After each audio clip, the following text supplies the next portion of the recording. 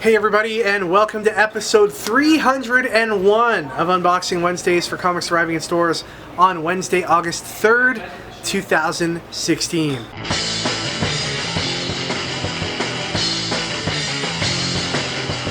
Ricky, I know what you're saying. I know what a lot of people out there are saying. They never expected to see us back here after episode 300. Thought we would call it quits, throw in the towel. 300's a good number, but should have. Little did they know that 301 is the episode that we end on. No, we're here forever, for infinity. Ricky, what's going on? Suicide Squad comes up this weekend. You gonna go see it? Ooh, I think so. There's been so much hype for it for so long that it's about time to watch. Yeah, I haven't heard anything yet about early reviews or anything like that. Usually if a movie's gonna be really bad, we would know something by now. Yeah. Well, I seen Jim Lee and Frank Miller there at the premiere recently. Saw that on Instagram. Nice. So, you know, can't be bad if they're there. Was that on Frank Miller's Instagram account? He's rocking the Instagram and the Snapchat, right? Jim Lee's. Oh, okay. Because he's socially savvy. Nice. Yeah, so I think that's going to be a huge movie this weekend. Get out and see it. You're going to see some books this week that correlate because, you know, everything's got to be synergistic in the world of comics and movies and all that fun stuff. So anyway, without further ado, let's go ahead and open up some boxes. Alright, we got a bunch of action figures to show you today. First up is the Spider-Man Legends series from Marvel Comics. We've got Electro, the Hobgoblin. The Build-A-Figure in this particular set is Venom, so I know a lot of people are going to be excited about that. Then we have Spider-Girl and Miles Morales Spider-Man, Silk, and Peter Parker Spider-Man. We've got some new pop heroes to show you today. First up, Rick and Morty. From the Suicide Squad movie, we've got Katana, Rick Flag, and Killer Croc, as well as Harley Quinn and the Joker. Sailor Mars, Sailor Mercury and Tuxedo Mask, Sailor Venus and Sailor Moon, and the Green Ranger. Darwyn Cooke's Batman immortalized in action figure form. We also have Reverse Flash from the Flash TV show. From Batman the Animated Series, Zatanna and Commissioner Gordon, as well as Ra's al Ghul. Moving on to the collected editions, we have Harley Quinn and the Suicide Squad coloring book. This features the art of Jim Lee, Amanda Connor, Terry Dodson, and more. So you can add your colors. You can add your colors to those beautifully penciled pages. The Killing Joke, Batman Noir. This is a black and white version of The Killing Joke in hardcover format. Here's Harley Quinn Volume 1 presented with a mask of Harley Quinn guaranteed to terrify. Alright, we have Teenage Mutant Ninja Turtles number 59, Low number 15, Rumble number 9. Tank Girl number 3 has these two covers. Transformers All Hail Optimus, this is issue 55, and it also has two covers. Here's Street Fighter G.I. Joe number 6, Paper Girls number 8, Kill or Be Killed number 1. This is a new one from Sean Phillips and Ed Brubaker. This is a creative team that was behind Fatale and also more recently The Fade Out from Image Comics. 4001 AD War Mother number 1. Here's Sex issue 30. James Bond 007, issue number 8. A new title from Zenescope, it's Evil Heroes, issue number 1 of 4. Alright, this next one is a new one from Aftershock Comics, and I'm pretty excited about it. It's called Animosity. This is issue number 1. It's by Marguerite Bennett and Raphael De La Torre. Kind of think of it as like Why the Last Man meets Planet of the Apes in some respect. So basically what happens is one day just the animals wake up, they start thinking, they start talking, they start reacting to things, and they take action in a big way. And that's what Animosity is all about. So what do you do when your pets start to have complex thoughts on their own? Or the animals that have been on display in the zoo all of a sudden start to freak out and take out their frustrations on you. That's what Animosity is all about. I think it's going to be a really good book. This is the variant cover for Animosity number 1. Alright, I'm excited about this one too. It's the start of a new story arc in The Walking Dead, The Whisperer War. This is part 1 of 6. This is the regular cover here. Now for this story arc there's going to be a series of variant covers, and here's the first one by Arthur Adams, which is awesome. And it's a great depiction of Michonne. So be on the lookout for that on the shelves of your local comic shop today. Alright, on to Marvel. We've got a second printing of Uncanny Humans issue 11 which was the first appearance of Mosaic. Then we've got Uncanny Inhumans number 12, new on shelves today. Deadpool vs. Gambit issue 3. Uncanny X-Men number 11. Here's Punisher issue 4. And here's the awesome Punisher 4 variant, which features a Black Panther 50th anniversary cover. The Tsum Tsum craze is sweeping the nation, but overshadowed greatly by Pokemon Go. But Tsum Tsum, issue number 1 from Marvel, hit stands this week. Here is one of the variants for that book. We've got Invincible Iron Man issue number 12. There is the Tsum Tsum variant. Daredevil Annual issue number 1 has a few covers. Here's the regular cover. Here's the variant by Ron Lim and the awesome Scotty Young variant. Here's Civil War Kingpin issue number 2. Spidey number 9. Silk number 11. Squadron Supreme number 10. Doctor Strange number 10. Here is the Death of X variant. Moon Knight number 5. And finally Deadpool number 16. Now moving on to DC. First off, they've got this cool zine thing that they've put out this week for their Young Animals imprint, which is an imprint of comics that's going to be curated by Gerard Way of My Chemical Romance fame.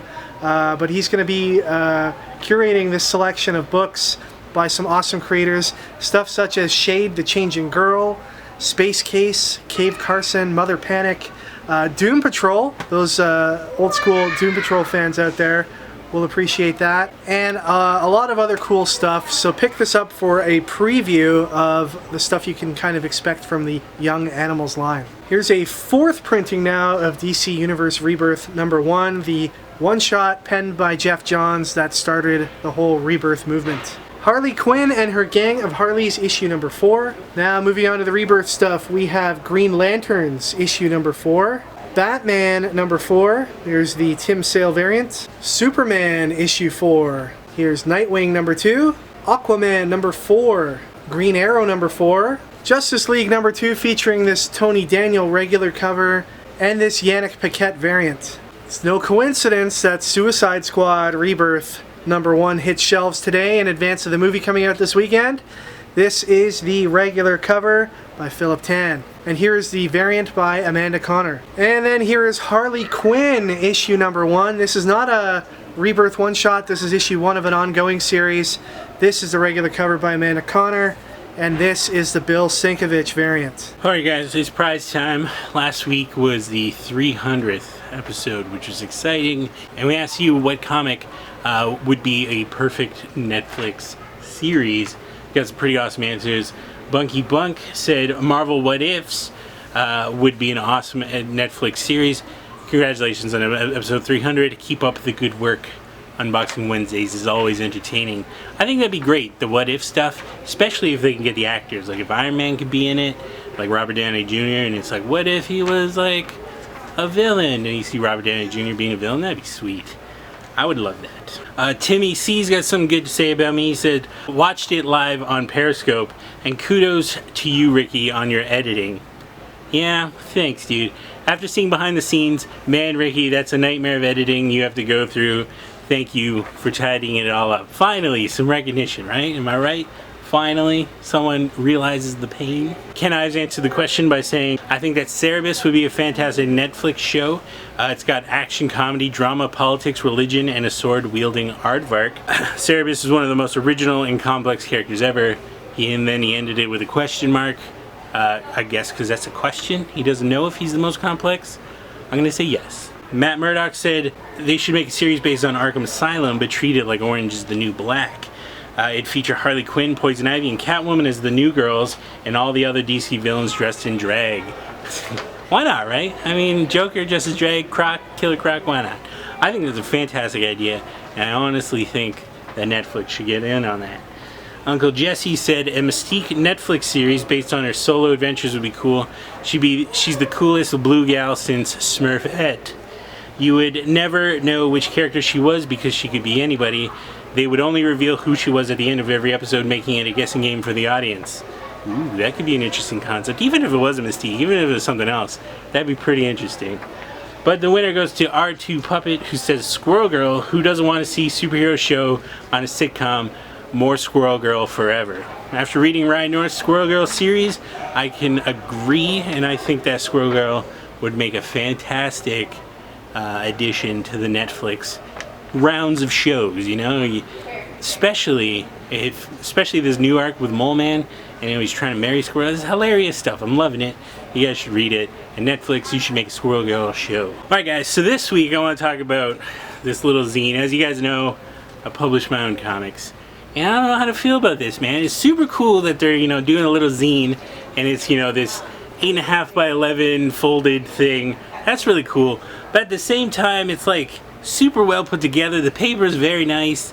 You know, it's well designed. There's like legal jargon on the inside. I don't know. I'm torn. So I'm torn, really. I'm torn between if I like it or not. I have no idea. But this is definitely a super hip idea. You know, maybe the hipsters be into it. If you could turn any superhero into a hipster, what would their new powers be? What would they be doing? What would their life be like?